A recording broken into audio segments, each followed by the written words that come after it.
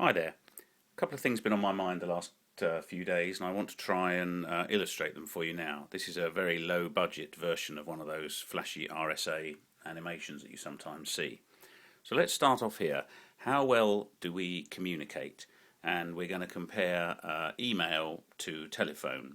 So how well do we communicate? This stuff's easy to find on the internet. Just go on and Google it and you'll very quickly find all sorts of research.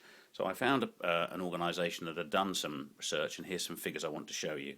So on email, the communicator believes he or she is correctly communicating. We get something in the region of 78%. By telephone, it's about the same, 78%.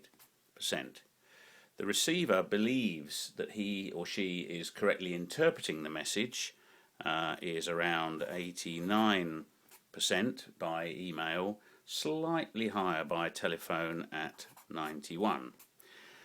The receiver correctly interpreting the message, and this is where I think it gets really interesting, it's around 56% by email, and it rises to 73% by telephone.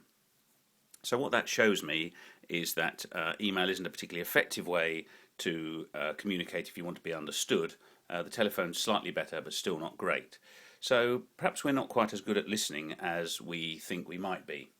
Anyway, how does that kind of impact on the world of work? Well, let's move over here and take a look at you as the customer. Now, this could be you as an external customer or an internal customer. And then let's look at the organisation that you're trying to interact with.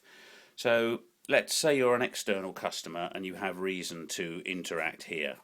Well, if we apply the kind of interpretation rules as over here, then clearly your message is going to distort between you and the first level of customer interface you have.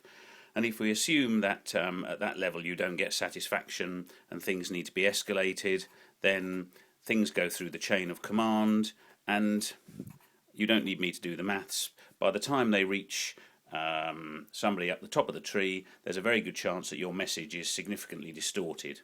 And heaven forbid that they should want to try and do something to help you on the way back, because as that comes back down the line, then clearly by the time this dialogue is played back here, both you and probably the customer service person that you began to talk to here too haven't got a clue what's going on, because this bears no relation to your initial conversation. So I think from that point of view, what that shows me is that the opportunity to play with social tools in a service environment, be that internal or external, is very important, because it means that we can, to some extent, circumvent some of this layering and perhaps get a more direct interpretation, so that even though we know that we're not going to correctly interpret the message, at least it's not going to go through many layers of distortion.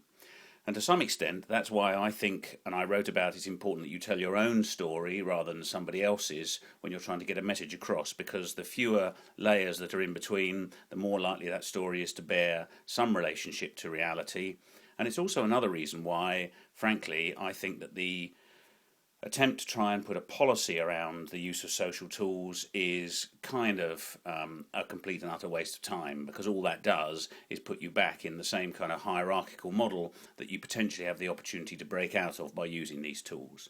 So I hope that's given you a little bit of food for thought, and I look forward to catching up with you again soon. Bye bye for now.